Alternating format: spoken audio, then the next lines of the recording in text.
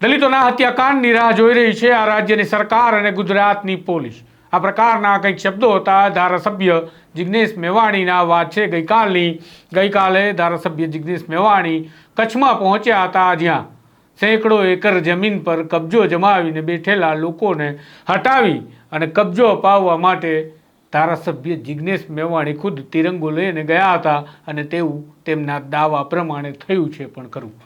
તેમનો દાવો એ છે કે તેમને સેંકડો એકર જમીનનો કબજો હટાવી અને મૂળ દલિતો કે જે જમીનના માલિકો હતા તેમને અપાવ્યો। 1983થી આ જમીનો આપવામાં આવેલી હતી। 41 વર્ષ બાદ જિગ્નેશ મેવાણીએ કબજો આ ખેડૂતોને સોંપાવ્યો છે તેવું તેમનું કહેવું છે, પણ તેઓ એવું શા માટે કહ્યું કે આ રાજ્યમાં દલિતોના હત્યાકાંડની રાહ રાજ્યની સરકાર જોઈ રહી છે તેની આપણે વાત કરીએ।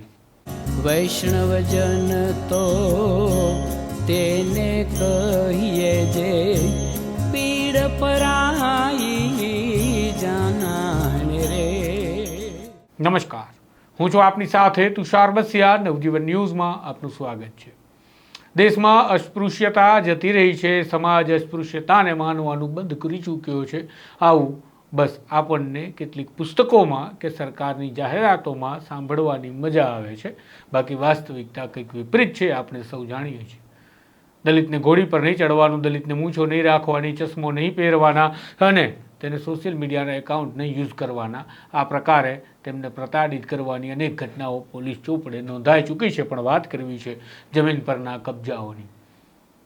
ગુજરાતમાં દલિતોને વર્ષો પહેલાં જમીનો ફાળવવામાં આવી, તેઓ સમાન હક, સમાન અધિકાર અને મુખ્ય દ્વારામાં પ્રસ્થાપિત થાય અને ખેડૂત તરીકે પોતાનું જીવન નિર્વાહન કરે એ માટેના પ્રયાસો હતા, પણ એ જમીનો પર કબજા થયા અને કબજા માટે તેઓ વર્ષોથી લડી રહ્યા છે। અને આ લડાઈનું પરિણામ ધારાસભ્ય જિગ્નેશ મેવાણી પોતે છે, કારણ કે તેઓ આવી જ દલિતોની લડાઈ લડી અને ધારાસભ્ય પદ સુધી પહોંચ્યા છે।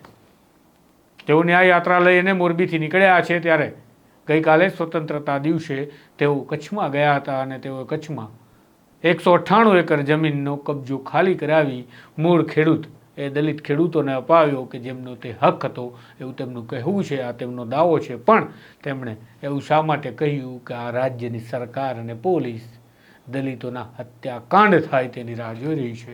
સાંભળો એમની સાથે અમારી થયેલી ખાસ વાતચીત। આપણા દર્શક મિત્રોને જણાવું કે થોડાક મહિના પૂર્વે સુરેન્દ્રનગર જિલ્લાના ચુરા તાલુકાના મોટા સમઢિયાળા ગામે દલિત સમાજના 2 ખેડૂત ખાતેદારોએ મામલતદાર, પ્રાંત અધિકારી, કલેક્ટર, એસપી અને સ્થાનિક પોલીસ સ્ટેશનમાં અરજી કરીને એવું કહ્યું કે અમારી માલિકીની જમીન છે, આ તારીખે આટલા વાગે અમે ખેડવા જઈશું। જે લોકો અમને ધમકી આપી રહ્યા છે બહુ ડેન્જર લોકો છે, ખરેખર અમારું ખૂન થાય એવું છે, તો કાં તો એની સામે તમે પગલાં ભરો અથવા તો મને પર્યાપ્ત રક્ષણ આપો, જેથી મારી માલિકીની સંપત્તિમાં, મારી માલિકીની જમીનમાં હું ખેતી કરવા જઈ શકું। મહેસૂલ તંત્ર અને પોલીસ તંત્ર સદંતર ઊંઘતા ઝડપાયા અને દલિત સમાજના આ બંને વ્યક્તિઓના છડે ચોક ધોળા દિવસે એમના જ ખેતરમાં, એમની જમીનમાં મર્ડર કરી નાખવામાં આવ્યા।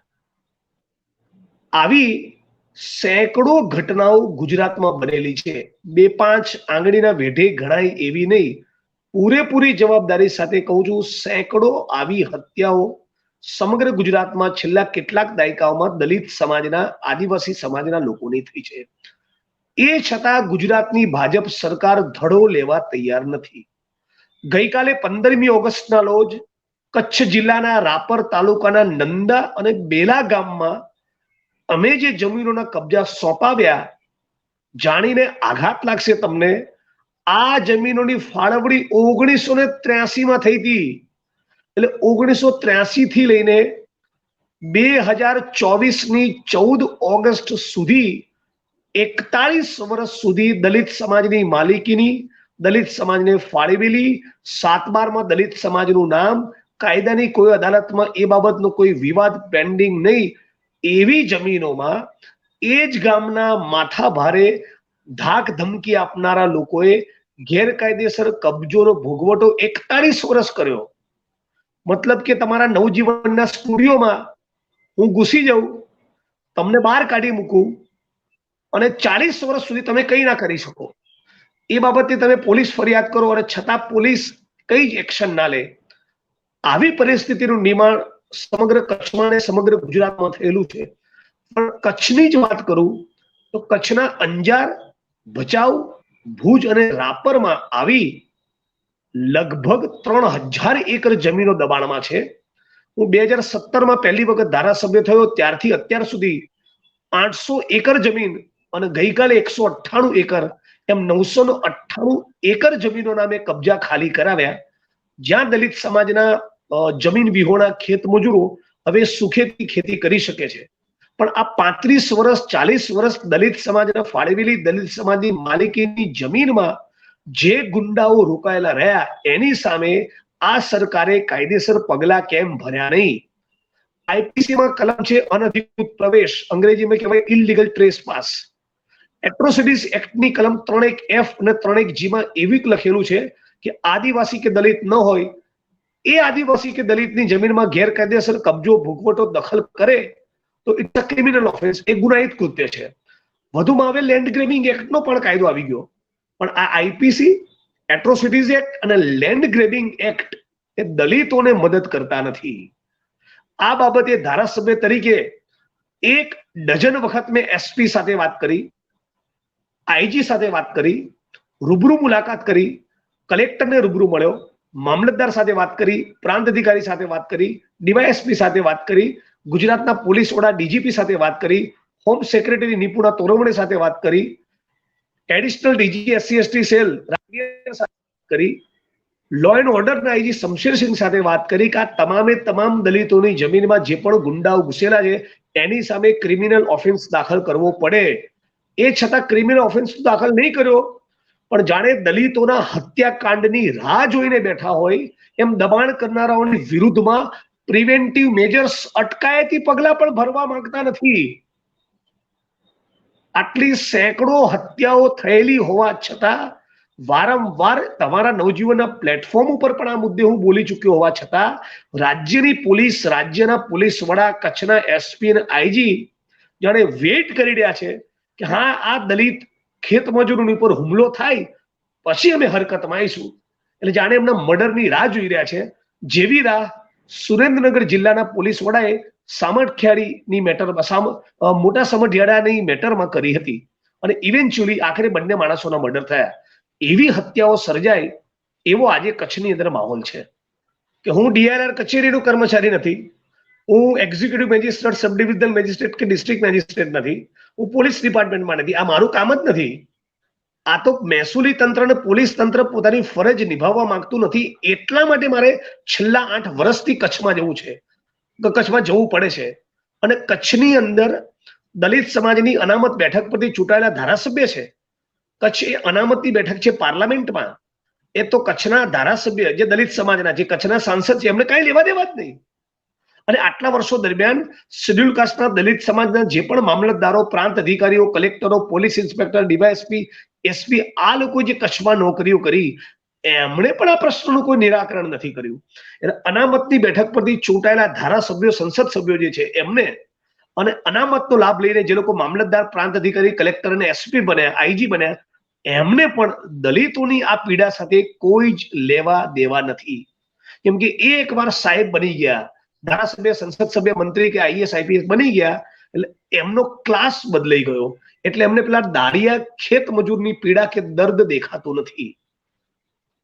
ડોક્ટર આંબેડકર એક શબ્દ વાપરેલો, સ્ટ્રેટેજિક પોઝિશન્સ, રાઈટ? એટલે કે બ્યુરોક્રેસીની અંદર શેડ્યુલ કાસ્ટના માણસો જશે તો શેડ્યુલ કાસ્ટના, શેડ્યુલ ટ્રાઇબના, આદિવાસી દલિત સમાજના બેકગ્રાઉન્ડમાંથી આવતા અધિકારીઓ અને જનપ્રતિનિધિઓ એમના હિતોનું રક્ષણ કરશે. એટલા બધા નાલાયક સિદ્ધ થયા છે કે હું તમારી ચેનલમાં કદાચ ભાષાનો વિવેક ગુમાવી બેસીશ એમને વિશે હું કોમેન્ટ કરું તો. એટલા નિમ્ન કક્ષાના અધિકારીઓ છે, એમણે એમની ઉઘાડી આંખ સામે જોઈ રહ્યા છે કે શેડ્યુલ કાસ્ટનો અધિકારી છે, શેડ્યુલ કાસ્ટના માણસોને જમીન ફળવાઈ છે, 7/12 એનું નામ છે, અને છતાં ગુંડાઓને એમાંથી દૂર કરવા માંગતા જ નથી. અને મારી ચિંતા એ છે કે ગઈકાલે તમે કબજો લીધો, આજે હું ગુજરાત ન્યાય યાત્રામાં સુરેન્દ્રનગર પાછો આવી ગયો, ત્યારે બ્રેકમાંથી તમારી સાથે વાત કરું છું. હવે આવતીકાલે કોઈ માણસ ખેડવા જશે કે 4 દિવસ પછી જશે અને એ વખત એની પર હુમલો થયો તેનો જવાબદાર કોણ? એટલા માટે હું સતત કહી રહ્યો છું કે કાં તો તમે ગુનો દાખલ કરો ને ગુનો દાખલ ન કરો તો એટલીસ્ટ અટકાયતી પગલા ભરો, જેથી કોઈની હત્યા ન થાય. એ પણ કરવા તૈયાર નથી. અટકાયતી પગલા ભરવા માટે ઓછામાં ઓછા 1.5 ડઝન મેસેજ મેં ગુજરાતના પોલીસ વડા વિકાસ સહાયને કર્યા છે. 7 થી 8 એમને ફોન કર્યા છે, એસપી ને કોલ કર્યા છે, આઈજી ને કર્યા છે, કલેક્ટરને કર્યા છે, પ્રાંત અધિકારીને કર્યા છે. છતાં મેં કહ્યું એ પ્રમાણે કચ્છ જિલ્લાના રાપર તાલુકામાં દલિતોની હત્યા થાય એની કે હુમલો થાય એની ગુજરાતની ભાજપ સરકાર અને આ બધા બ્યુરોક્રેટ્સ રાહ જોઈને બેઠા છે. તમને જાણીને આશ્ચર્ય થશે, અત્યારે સુરેન્દ્રનગર મેં બેઠો છું. ગુજરાત ન્યાય યાત્રા જ્યારે ચોટીલા અને સાયલા પહોંચી ત્યારે કેટલાક દલિત સમાજના માણસો મને મળવા આવ્યા કે જિગ્નેશભાઈ, જમીનનો પ્રશ્ન જે તમે લડો છો એ સુરેન્દ્રનગરમાં પણ બહુ વિકટ છે. મેં કીધું મને થોડો ઘણો તો આઈડિયા છે, પણ શું પરિસ્થિતિ છે મને સમજાવો. તેમણે કહ્યું ખાલી સાયલાની અંદર 5,600 હેક્ટર એટલે 10,000 એકર થી વધારે, એટલે કે લગભગ 20,000 વીઘા જમીનમાં દબાણ છે. 2, 5, 25, 50 વીઘામાં નહીં, 200, 500 વીઘામાં નહીં, 2, 5 હજાર વીઘામાં નહીં. સુરેન્દ્રનગર જિલ્લામાં 20 થી 25,000 વીઘા જમીન, જેની માર્કેટ પ્રાઇસ બજાર કિંમત ઓછામાં ઓછી 2 થી 3 કરોડ થાય, 2 થી 3,000 કરોડ થાય. આ દલિત સમાજની માલિકીની, દલિત સમાજને ફાળવેલી 2,5-3,000 કરોડની મિલકત, એમાં ગુંડાઓનો ભૂમાફિયાઓ ઘૂસેલા છે અને તંત્ર 1 ઇંચ જમીનનો કબજો સોંપવા તૈયાર નથી. રક્ષણ આપતા નથી, ગુના દાખલ કરતા નથી, માપણી કરતા નથી, કબજો સોંપતા નથી, અટકાયતી પગલા ભરતા નથી. તમને જાણીને આશ્ચર્ય થશે, 2012માં આ મુદ્દે મેં ગુજરાત હાઈકોર્ટમાં પીઆઈએલ ફાઇલ કરી. એ પીઆઈએલ અત્યારે હાઈકોર્ટમાં પેન્ડિંગ છે. એ પીઆઈએલમાં નામદાર હાઈકોર્ટે એવો ઓર્ડર કર્યો, આવી જેટલી પણ જમીનો છે એમાં સ્થળ ઉપર કબજો છે કે ખાલી કબજો કાગળ ઉપર સોંપ્યો, એનું સ્થળ નિરીક્ષણ એટલે કે ફિઝિકલ વેરિફિકેશન કરો અને કોર્ટમાં જાણ કરો. તમે જાણીને આશ્ચર્ય થશે, નામદાર ગુજરાત હાઈકોર્ટમાં આમાં પિટિશનર એટલે કે અરજદાર કોર્ટમાં કેસ કરનાર હું જ છું, મારી જ પીઆઈએલ છે. એમાં સરકારે એવું એફિડેવિટ કર્યું કે વાત સાચી, કેટલીક જમીનોમાં માપણી નથી કરી, કેટલીક જમીનોમાં કબજા નથી સોંપ્યા અને કેટલીક જમીનોમાં દલિતોની જમીનમાં માથાભારે લોકોના ગેરકાયદેસર કબજા, ગેરકાયદેસર દબાણ છે, કબૂલી છે. પણ આ તો એટલું મોટું જાયન્ટ ટાસ્ક છે કે અમે નહીં પૂરું કરી શકીએ, એટલે મહેરબાન કોર્ટને વિનંતી છે કે પિટિશન કાઢી નાખો. આવું એફિડેવિટ કર્યું છે. એટલે એવી વાત થઈ કે અમરેલીની અંદર 22,000 વિધવા બહેનો છે, પણ અમારો સ્ટાફ સમાજ કલ્યાણ વિભાગનો કાસ્ટ છે નહીં, એટલે વિધવા બહેનો 22,000 હોવા છતાં, એ નિયમ પ્રમાણે વિધવા પેન્શનને પાત્ર હોવા છતાં અમે વિધવા પેન્શન નહીં આપી શકીએ. એટલે એમની અરજીઓ દફતરે કરીએ છીએ. એવી વાત થઈ કે જુનાગઢની અંદર 442 કોગ્નિઝેબલ ઓફેન્સ ડિસ્ક્લોઝ કરતી ફરિયાદ આવી છે. આમાં એસ પર લો તો ગુનો દાખલ કરવો જ પડે, પણ હમણાં કોન્સ્ટેબલ અને હેડ કોન્સ્ટેબલ ને એએસઆઈ ને પીએસઆઈ નો સ્ટાફ જુનાગઢમાં નથી, એટલે અમે ગુના દાખલ નહીં કર્યા. એના જેવી વાત છે. પણ હમણાં જો ગૌતમ અદાણી કે મુકેશ અંબાણી કે રિયલ એસ્ટેટ નો માફિયા કે હર્ષ સંઘવીના કોઈ મિત્ર કે ભૂપેન્દ્ર પટેલના કોઈ મિત્ર કે તો તરત જમીનોની ફાળવણી થઈ જાય, તરત માપણી થઈ જાય. એસઈઝેડ બનાવવાનું હોય, સ્પેશિયલ ઇન્વેસ્ટમેન્ટ રીઝન બનાવવાનું હોય તો જમીનો ફળવાઈ જાય. અદાણી અંબાણી એસઆર માટે જમીન છે, આદિવાસી ઓબીસી દલિત માટે અને માતૃભૂમિ માટે જે લોકો છાતી પર ગોળી ખાવાની તૈયારી સાથે જે આર્મીના જવાનો હતા, એ આર્મીના જવાનો નિવૃત્ત થઈને આવ્યા, એમણે સાથળીમાંથી સરકારી પડતર જમીન ફાળવવાની જોગવાઈ છે, પણ એમના માટે જમીન નથી. આ ગુજરાતનું વહીવટ તંત્ર છે, જેની આ લોકો ફાંકા ફોજદારી કરતા હોય છે, વાઇબ્રન્ટ ગુજરાત કહીને. પણ હું ફરી મારું ફોકસ ન હટે, એના માટે આપણા માધ્યમથી વિનંતી કરું છું કે રાજ્યના ગૃહમંત્રીએ, રાજ્યના મુખ્યમંત્રી અને રાજ્યના ડીજીએ તાબડતોબ સુરેન્દ્રનગર અને કચ્છ માટે એક્શન પ્લાન બનાવવો જ પડે. કેમ કે જ્યારે પણ જમીનોના કબજા લેવાની અમે લોકો કોશિશ કરીએ છીએ, શેડ્યુલ કાસ્ટના જમીન લાભાર્થીઓ, દલિત સમાજના જમીન લાભાર્થીઓ પોતાની માલિકીની જમીન ખેડવા જાય છે, ત્યારે અનેક લોકોના ખૂન થયા હોય એવી ઘટનાઓ બની છે. આ ઘટના સુરેન્દ્રનગરમાં, કચ્છમાં કે ગુજરાતમાં ફરી ન બને એના માટે ગુના દાખલ કરવા લેન્ડ ગ્રેબિંગ એક્ટ હેઠળ, એટ્રોસિટીઝ એક્ટ હેઠળ, અને સાથોસાથ જે લોકો દબાણ કર્યું છે એમને એટલીસ્ટ પાકા જામીન લેવડાવવા કે ભાઈ આટલા વર્ષો મેં જમીનમાં ગેરકાયદેસર કબજો કર્યો, ફરી એ જમીનમાં પગ નહીં મૂકીએ. એટલું પણ કરે તો પણ અનેક લોકો હુમલાથી, હુમલાથી અને હત્યાકાંડોથી બચી શકે. હું જિગ્નેશભાઈ એવું પૂછું છું કે એક ટૂંકમાં જે આ દલિતોની જમીન પર જે કબજાનો વિશાળ એક પ્રશ્ન છે, જેની તમે રજૂઆત કરો છો, તો કોઈ આ અસ્પૃશ્યતાનો કે દલિતો સાથે ડિસ્ક્રિમિનેશનનો એક આ નવો પ્રકારનો એક વાત છે, એવું કહી શકાય કે એક નવો પ્રકાર આવ્યો છે ના? ગુજરાતમાં આ નવો કોઈ મામલો નથી. આ બહુ દાયકાઓથી ચાલી આવી રહેલી પરિસ્થિતિ છે. 1950-55 ની આસપાસ ગુજરાતમાં અને દેશમાં જમીન વિહોણા આદિવાસી, ઓબીસી, દલિતોને, ખેત મજૂરોને જમીનોની ફાળવણી શરૂ થઈ અને ત્યારથી અત્યાર સુધી દબાણ કરતા દબાણ કર્યું છે. પણ ભારતીય જનતા પાર્ટીના શાસન દરમિયાન નવી કોઈ જમીનની ફાળવણી થતી નથી અને ફાળવેલી જમીનોમાં કબજા સોંપાયેલા નથી. કોંગ્રેસની સરકાર દરમિયાન ગુજરાત ખેત જમીન ટોચ મર્યાદા ધારા તળે 1,60,000 એકર જેટલી જમીનો ફળવાઈ. એમાંની મોટા ભાગની જમીનોના કબજા મળી ગયા. અત્યારે જે કબજા માટે લડું છું એમાંની ઘણી જમીનોના કબજા એ કોંગ્રેસની સરકાર ના શાસનમાં ફળવાયેલા. પણ ભારતીય જનતા પાર્ટીના શાસનમાં તો 1 ઇંચ જમીનનો કબજો સોંપવા તૈયાર નથી. એ નવી જમીનોની કોઈ ફાળવણી જ કરવા તૈયાર નથી. રાષ્ટ્રવાદની વાતો કરે છે. આર્મીના જવાનો જે ગુજરાતમાં નિવૃત્ત થઈને આવ્યા એમને સરકારી પડતર જમીન ફાળવવાની જોગવાઈ છે, એમાં પણ ફાળવણી કરવા માંગતા નથી. એટલે આ બહુ લાંબા સમયથી ચાલી રહેલો પ્રશ્ન છે.